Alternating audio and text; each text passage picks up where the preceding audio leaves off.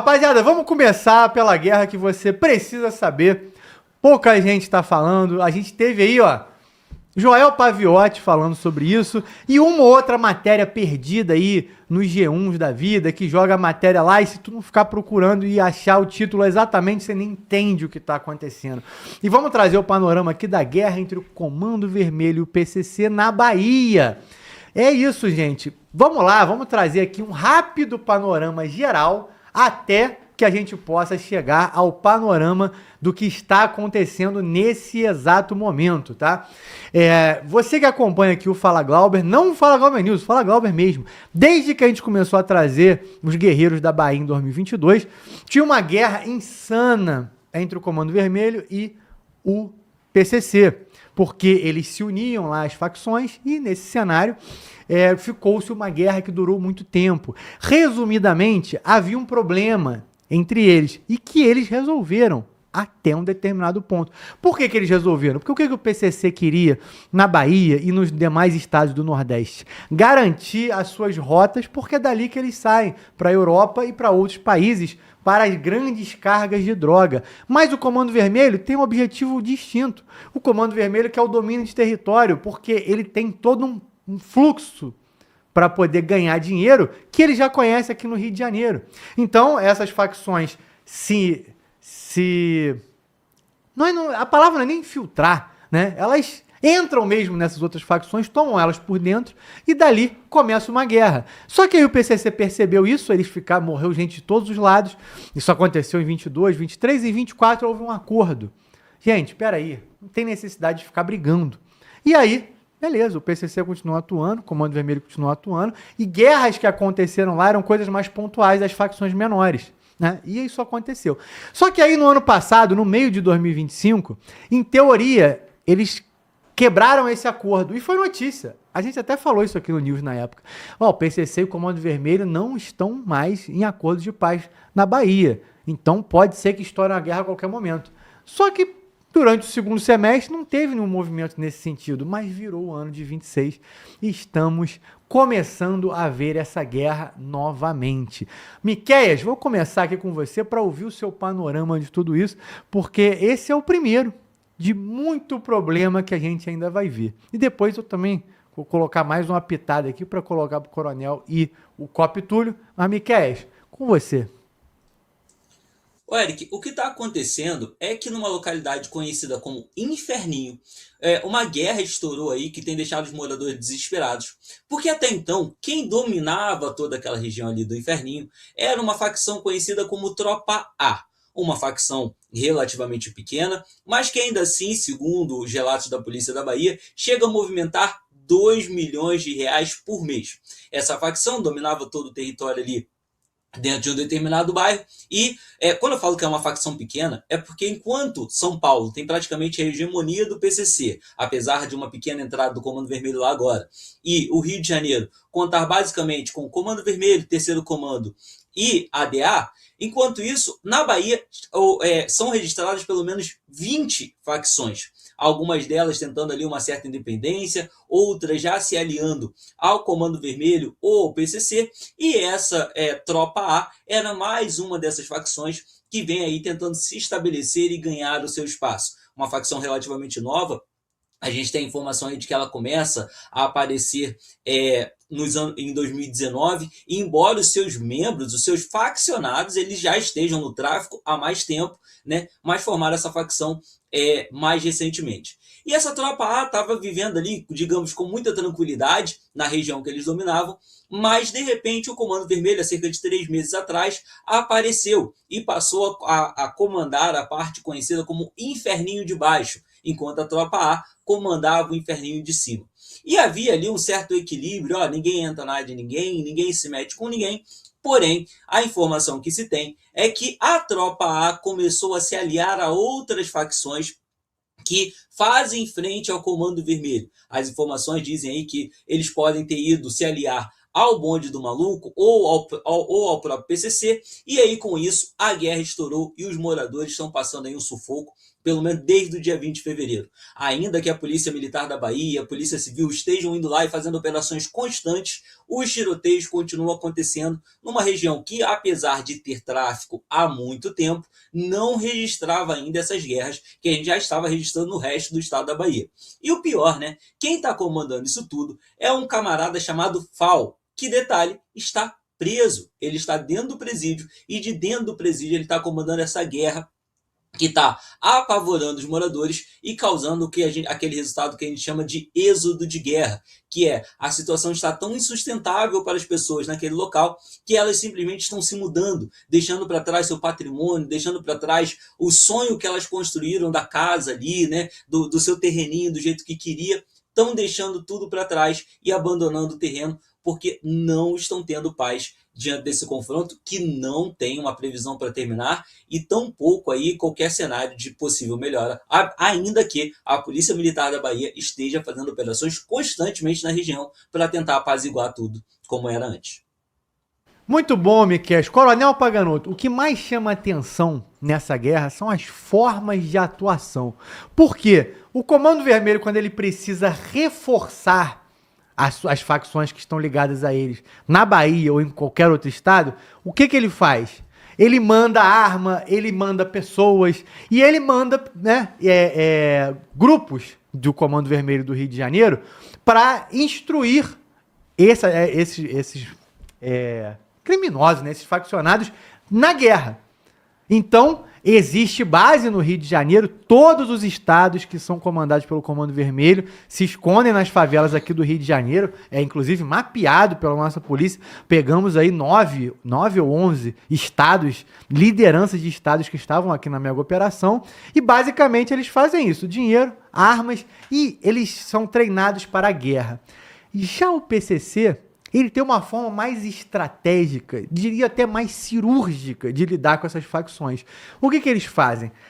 O grupo do PCC, as pessoas que vão para lá, elas selecionam uma estratégia do que fazer que lembra muito, bom, talvez seja a maior recordação que todo mundo tenha, o que aconteceu em 2006 em São Paulo, porque foi uma das maiores chacinas da história. A gente, inclusive, mostrou aqui na semana passada, né, Mano Voto? Não lembro se na passada ou na retrasada, para quem não pegou aqui, a pesquisa que a UFRJ fez na época, mostrando que tiveram mais de 500 mortos pelo PCC, mostrando que o estado de São Paulo, lá no topo, o governador da época, todo mundo sabe quem era, né, que tentou esconder isso, ao ponto de a reportagem, o dossiê da época da Globo, ter sido meio que obrigado a colocar que tiveram centenas de mortos, mas não contabilizar.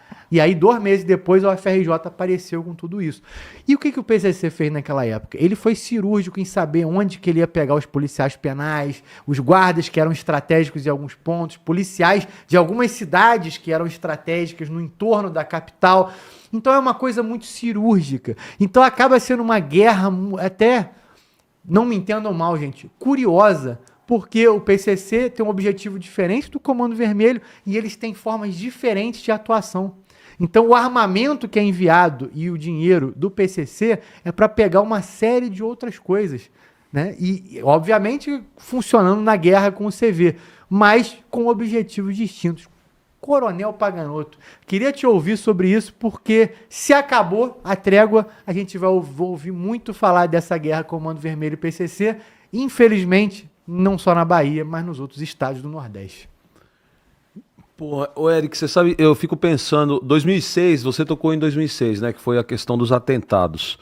2006, eu acredito que foi uma grande mudança de chave na cabeça da liderança do PCC para entender que o combate no chão de fábrica armado não era negócio bom. Por quê? Porque é assim, ó, esses números aí eu não sei dizer para você. Nem precisa se comprometer com isso. Eu não sei dizer para você, mas eu garanto para você assim que a invertida foi muito maior para a facção do que para... Não dá para a gente contabilizar a perda de policial no mesmo valor com a quantidade de vagabundo morto. Mas eu garanto para você que foi muito pior para o crime ter atentado contra as instituições de segurança no estado de São Paulo do que eles imaginavam. Eu me lembro assim de policiais não tirando folga e caçando vagabundo para dar resposta pelo que fez em todas as áreas, porque o negócio foi espalhado. Então, eu acho que em 2006 houve uma mudança na cabeça dos caras do PCC, dizendo o seguinte: ao invés de eu enfrentar o Estado, eu vou compor com ele. E eu vou parar de ficar com esse negócio de guerrilha e vou me infiltrar, vou colocar gente onde eu preciso colocar, de terno e gravata, e negociar paz. Tanto que eu falo nos podcasts de São Paulo, eu digo o seguinte: toda vez que matam um policial em São Paulo, a tomada de território pela polícia, que é a operação, por exemplo, a Escudo, causa um prejuízo para o crime tão grande que rapidinho o responsável por essa morte acaba ou tombando ou sendo preso. O próprio crime dá a ele porque não aguenta o prejuízo que ele vai causar. Então a gente não tem ultimamente histórico em São Paulo dessa afronta e desse combate, até porque no estado virou hegemônico, é tudo PCC. O que eu acho é o seguinte: como uma grande empresa, que era uma empresa nacional, as facções estão chegando a empresas no nível nacional. Internacional até, né? Sim, pô, os Estados Unidos, tal, os países sul-americanos, mas vamos pensar em Brasil. Comando Vermelho e PCC, hoje, eles são empresas nacionais buscando mercado. E onde há espaço, essas empresas querem entrar. No lugar onde o Estado ele é muito fraco, e dependendo da liderança que está ali, eles não conseguem fazer essa composição na base do acordo comercial. E aí precisa ir para o combate. Então, se você tem lideranças com mais cabeça, mais antigos, que entendem o comércio e o prejuízo que é o combate, eles acabam sentando e compondo. Quando você tem umas lideranças muito mais sangue nos olhos, mais maluco, mais pista quente, eles não sentam para conversar e não chegam em acordo. E aí a guerra vem. Então, eu entendo que no país todo, em todo lugar onde houver ausência do Estado e houver ausência de liderança de facção, vai haver disputa. E aí nós vamos ver se naquele estado as lideranças são mais empresários do crime ou mais o segurança da comunidade. Começou lá com o fuzil quando era moleque, foi crescendo na facção e ele não perde aquele ritual de achar que tudo vai na bala.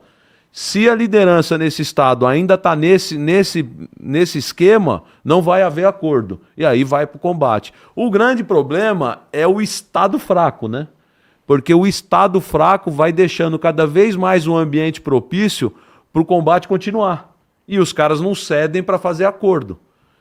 Isso é muito ruim o que eu estou falando aqui, porque o contrário disso é que em estado que a coisa está pacífica e hegemônica, você também tem que ficar esperto porque o Estado, de alguma forma, está deixando isso crescer e se fortalecer. Coronel, eu até peguei aqui, né, até para dar a resposta do outro lado, porque é curioso, todos esses dados que você vê de 2006 foram feitos pelos institutos do Rio de Janeiro, para você ver como o governo do estado da época, eu não ia citar o nome, mas gente, é o governo do Alckmin, o secretário de segurança, esse eu vou evitar dizer quem era, joga na internet aí que você vai saber quem era e porque que eu prefiro evitar citá-lo.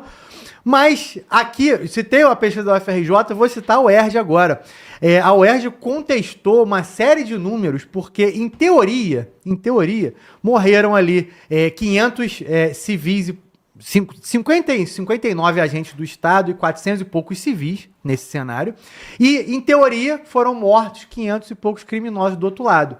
Só que a UERJ contesta que, como as mortes contra os faccionários do PCC foram no Estado inteiro, tinham comunidades que uma única comunidade chegou a perder mais de 300 membros faccionados. Então eles fazem uma acusação de chacina da polícia com relação ao PCC, mas que é muito curioso, porque só para o UERJ alguém ia ficar chateado com isso, né?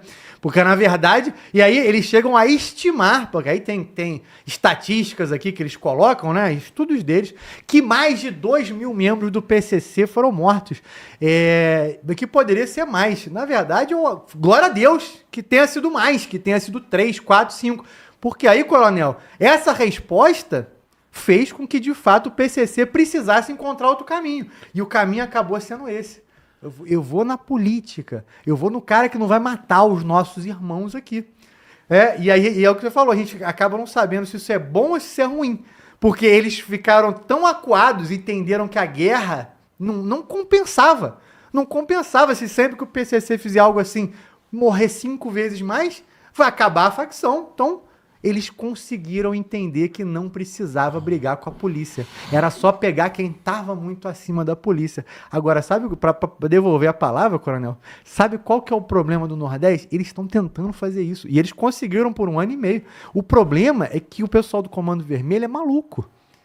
É maluco, eles acham que tá tudo dominado. Eles ficaram em guerra por 3 anos aí, PCC e Comando Vermelho. Aí quando eles fizeram a trégua, por causa de algum problema local, a facção ligada ao Comando Vermelho falou, não, eu vou atacar esses caras aqui. E atacaram. E aí o PCC fala, eu acho, tá, gente? Pelo amor de Deus, vamos ter que voltar para essa guerra. Mas por eles, cada um já decidiu o que é que de quem. Deixa o Comando Vermelho brigar com as facções menores, não precisa disso. Só que ele tenta. E não pode perder o Nordeste. Eu fico imaginando as lideranças do PCC de São Paulo tendo que ficar lidando com essa questão. Ninguém quer mais guerra. Mas só tem maluco, só tem psicopata no Comando Vermelho. E aí acaba ficando nesse cenário aí. E aí como é que resolve? Porque ou uma vence com a outra, ou essa guerra não vai parar, né? Quando você pensa em guerra, pensa em combate, você pensa em poder financeiro.